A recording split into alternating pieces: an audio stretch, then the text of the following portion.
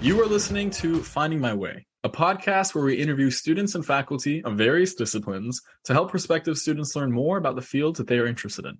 Today, we'll be covering the Bachelor of Science in Mechanical Engineering offered through the Viterbi School of Engineering. Here to talk to us a bit more about it, all the way from Batavia, Illinois, is rising junior at USC, Mr. Pono Casey. Pono, thank you so much for joining us here today. Thank you for having me. It's great to be here. Are you kidding me? We're so lucky. For everybody who's listening at home, Pono is an incredibly busy boy. He is working at an internship in Pittsburgh for Argo AI, an autonomous driving technology company. So he's working all hours of the day, and we are very lucky to have him here to try to shed some light on what mechanical engineering is to someone like me who doesn't know that much about it. And I think the perfect place for us to start is at the very beginning. There are so many different fields that you can go into in engineering, so many different subjects. Why mechanical? What really drew you to that? So I did robotics all throughout high school and middle school. And I always really liked the design aspect of it, creating the different types of actuators and lifts that go into building an entire robot. And then also I really liked the application of math and physics into problems where you can quantifiably see something actually moving. So being able to apply, say, like Newton's laws, like especially F equals ma, like that's a standard type of thing, into like an arm where you're turning something that starts at 18 inches into something that can be just as tall as me, around 6 feet. So you like the idea that it dealt with actual movement as opposed to anything else? Mm-hmm. It's something that you can physically see for the most part. Like, I mean, depending on where you are in mechanical engineering, it is such a broad field. Mm-hmm. Like that's just dynamics and just regular forces. There's so much more, including thermodynamics, rigorous like fluid dynamics, where you're just studying the motion of water and air and any type of liquid or gas, where it's just so broad. Then that's why I also really like it, because you can do almost anything you want with it. And you said that you did robotics back in high school, was it? Mm-hmm. Was that where you kind of realized this was something you're really interested in? And is that where the passion kind of developed into mechanical engineering? Definitely. My robotics mentor actually went to USC for mechanical engineering too. So she was the big reason and why I ended up going into mechanical engineering at USC. Really? What did she say about it that set the USC Viterbi School of Engineering apart from so many other colleges out there? It makes it's a big school, but also a small school at the same time. So you're never feeling like you're in a classroom that you're just going to be drowned out. All the lecture halls, all the classes I've been in have been around 30 or 40 students. And the professors are so willing to help you out with anything that you need. All you need to do is just go up to them either after class, just during office hours, or even during class. You can just ask questions and they'll be happy to answer it, no matter how off topic it can get. And do you feel like, are you able to actually create your own projects with these, of anything you want to create? Or is it more so just focus on the actual work that the professors are giving you, the projects that they're telling you to do? Most definitely. You can do anything that you like. You can do any projects, like class related or non-class related. I know a couple of people that just design 3D printed stuff on their own all the time. There's a 3D4E, which is the 3D printing club for USC, where you can literally just join the club and you get to use the 3D printers at USC for free and just design anything you want out of them. That's crazy that something as expensive as a 3D printer is just there for a club for people to use. What is the club actually like? You guys like screw around a little bit and make fun things, or is it all very serious? I'm personally not in the club. I just know of it, but yeah, I've heard people make just things like the kind of the dolphins that you can just wobble around, up to someone who actually designed their own laser harp and used a 3D printer. Like an actual harp or a laser harp? A harp that instead of strings, you have lasers that go down when you put your finger in between the laser to cancel out, to stop the light from reaching the sensor at the bottom of it, played a specific note. That's incredible. What? This is blowing my mind. It's amazing what you can do with just a 3D printer and just some science. Wow. Are there any classes out here that actually teach you how to do these things, or is it just through the club? So yeah, that's a combination of a bunch of things. So you have just your regular physics classes where you can just learn about just mechanics, thermodynamics, and then going into electricity and magnetism and all the way up to optics and modern physics. Mm-hmm. Then for that, you'd also want to learn how to do like statics and structures where you can build a structure that's going to like stand without without breaking just due to like no forces acting on it. Wow. And then you also have you have mechatronics, which teaches you about the integration of mechanical, optical, and electrical systems all into one. So USD properly gets you ready for all of these classes. And if there's anything that you want to learn, just ask the professors and they're happy to start teaching you about it. That's incredible. And you said thermodynamics a couple times. Would you mind explaining a little bit about what thermodynamics really is? That's a tough one, honestly. Is it? Yeah, thermodynamics is very broad. It's based in a broad term, it's the study of energy. Okay. Like it just going off of what Google says, it's the study of relations between heat, work, temperature, and energy. So give your like regular internal combustion engine, you have air being compressed into something. So, and then you have it being combined with an oil, heated up and exploded. And that's what actually makes your cars actually run. Wow. And then that's also what makes jet engines go and your rocket ships go into space. It's all thermodynamics. Huh. And for somebody who's listening that might be in high school, thinks that they're going to be interested in it, would classes like normal physics kind of prepare you well enough to go into that next step of doing thermo in college? Or would you suggest something extra out there? The regular high school classes will teach you enough in order to start understanding it, although you'll probably need to, I believe the prerequisite for thermodynamics is taking Calc 3, which is just vector calculus.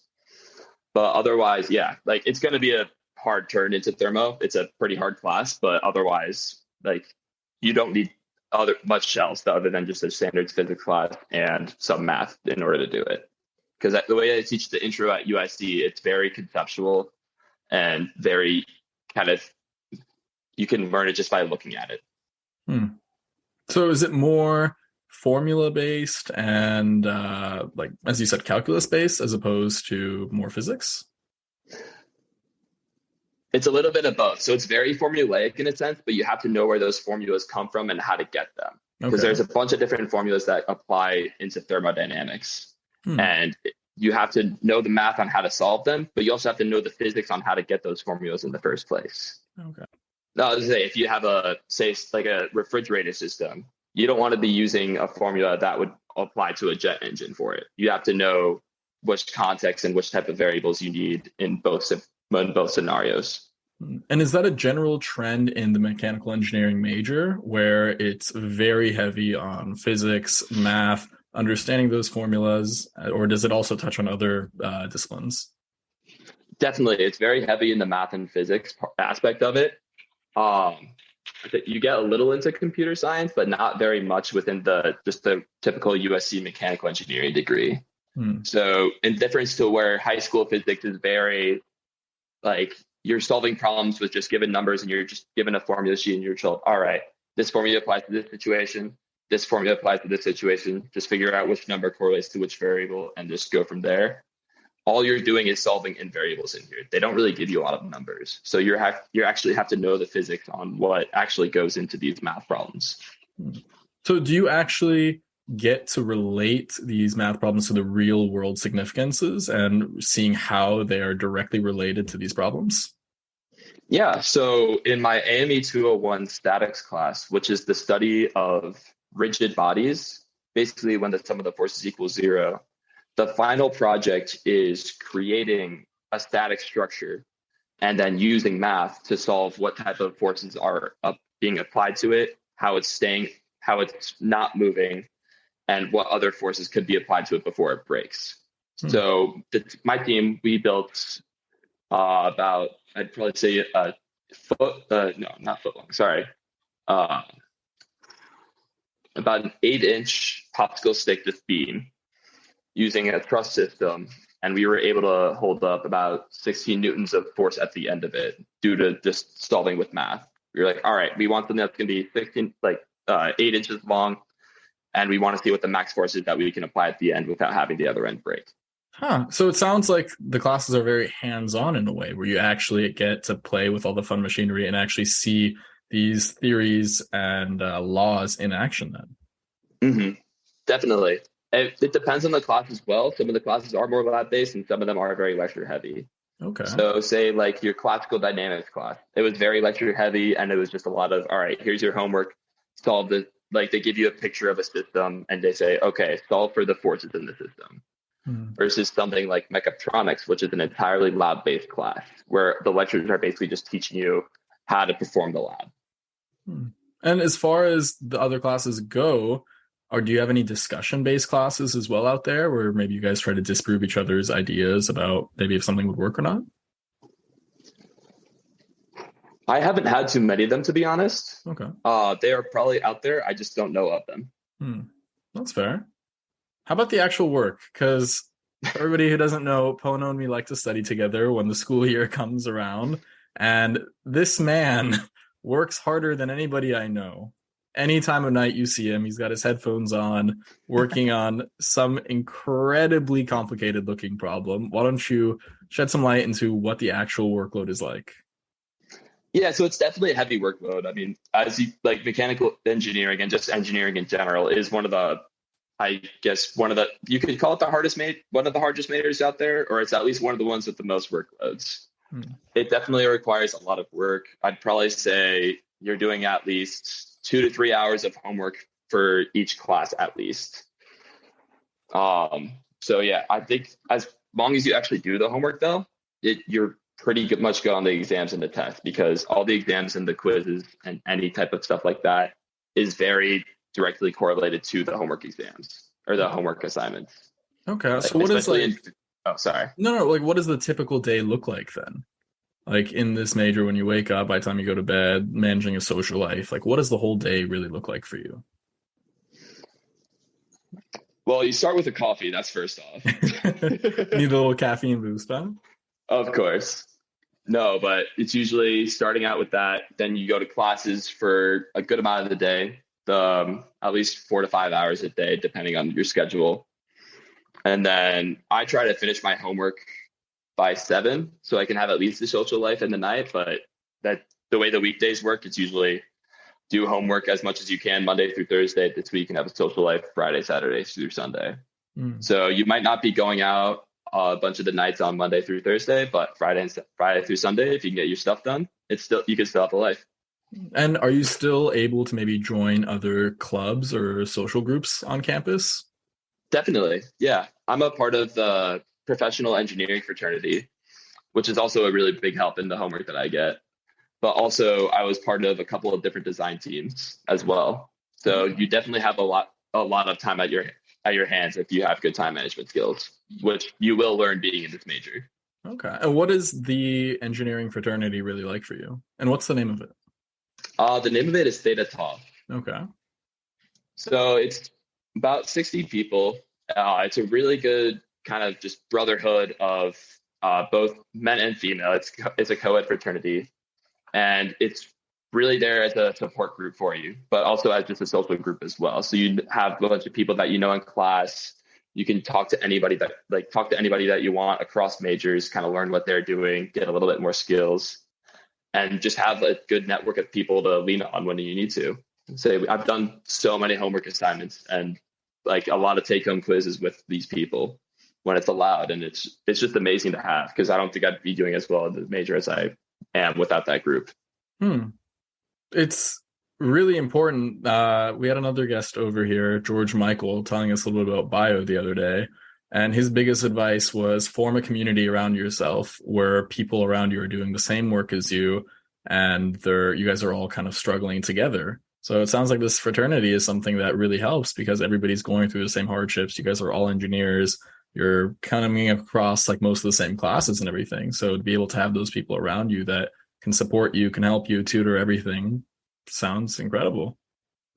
Definitely, yeah. And especially with this major too, the way that a lot of the homework assignments are, they can be done in multiple different ways.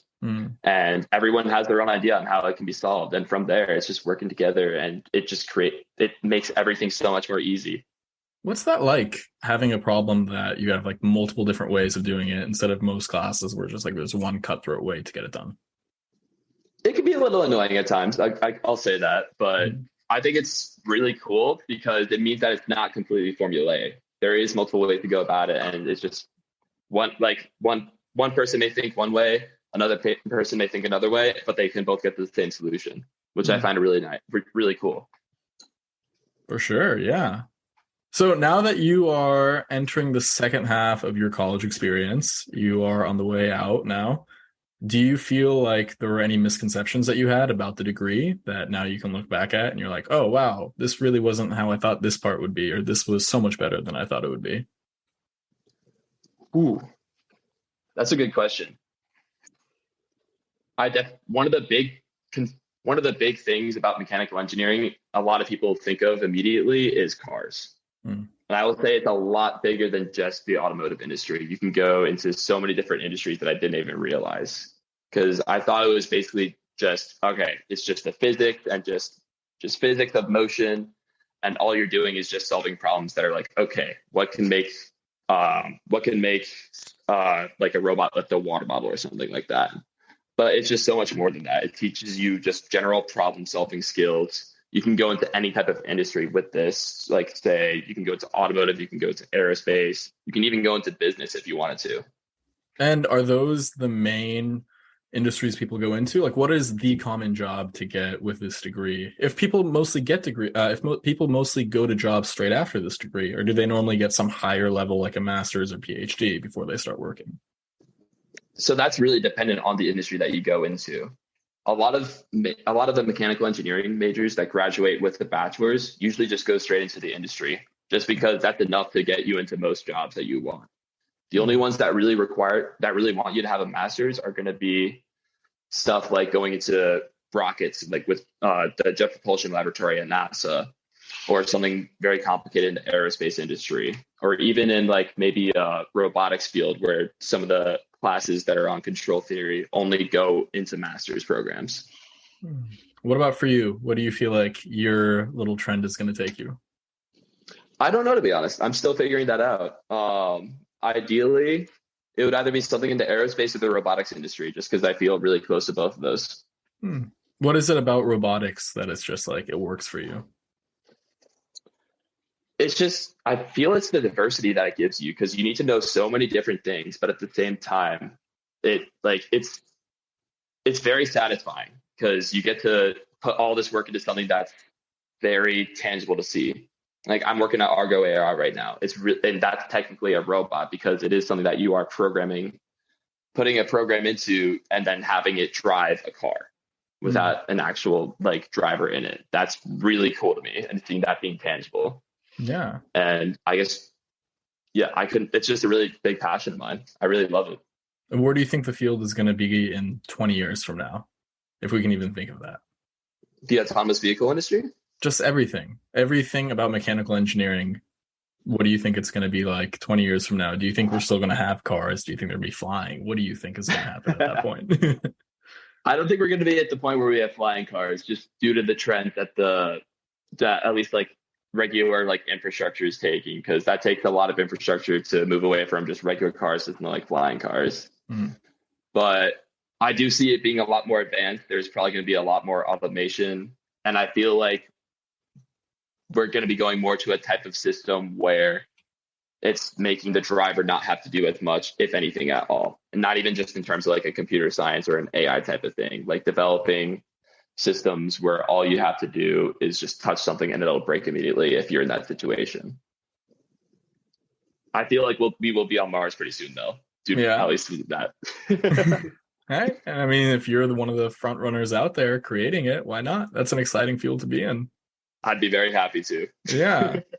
Is that where you'd actually want to go into? I know you said that your path is your own. You're trying to find that out. You're going to go straight into the working industry, but do you know if you want to work in something with AI, something with JPL, NASA, or still nothing yet? Figuring it all out, finding I'm your still way. figuring it all out. Yeah, I'm still finding my way, Uh but huh. I I'd say kind of what I've been leaning towards is doing something related to robotics, but within a company that has aerospace background. Hmm. So like creating rovers for something like SpaceX or NASA or Boeing would be really cool to me. That would be insane. That would actually be insane. It would be amazing. Yeah, that's incredible. That's something that only not a handful, but like a very limited amount of people are, one, smart enough, and two, capable of doing. And if you can be one of them, why not? Exactly. Yeah. So these jobs are incredible, but I think it's also important to address the path of you getting there. So what are some of the lowlights right now of mechanical engineering? What are things that you think the entire field can improve on, or even the school? I definitely say the way in which they're teaching it in some way could be a little bit better.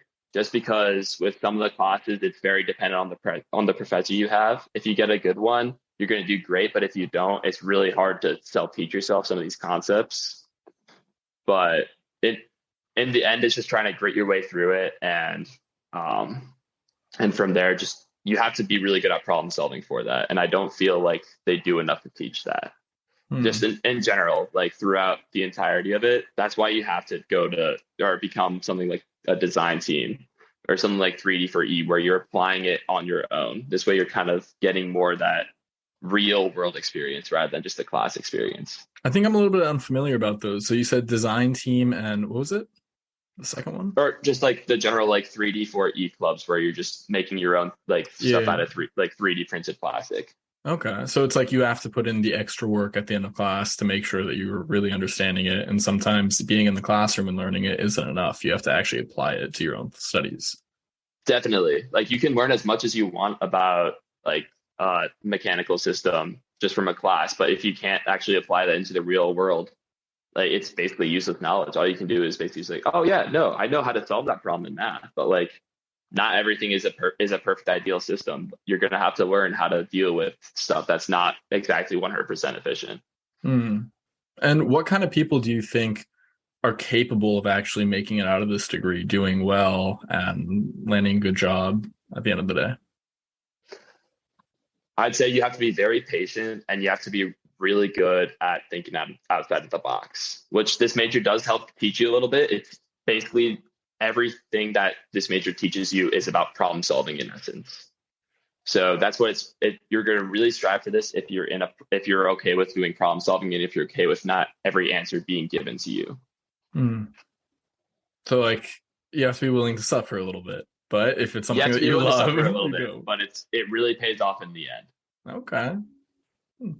And if you can look back at if you can look back at your whole experience and everything that you've had of this major, has your opinion, your view on the field changed as well? I feel like I came into the major knowing what exactly I wanted to do. I knew I said that I wanted to go straight into the aerospace industry and that I was just going to work on planes. Now, though, after learning about everything that I have, like I don't know what I want to do anymore. I'm still figuring that out. I'm still finding my way. Aren't we all? No, that's fair though. Do you wish there were, like, what do you think you could do to improve on that? Do you think if maybe there were more workshops, fairs, anything like that, where you can meet up with these different companies of all sorts of different fields that they're in and maybe talk to them more? Like, what do you think could help really narrow it down? I feel the best way is to actually just either join design teams or or try to research stuff within that field itself, see what the work is like, see what they're doing day to day. And then from there, you'll figure out if you like it or not. Like, that's kind of what I figured out so far. Like, I thought I was going to really like thermodynamics and rockets, but after kind of looking at it and how very math heavy it is, I'm not sure if I want to do something in thermodynamics.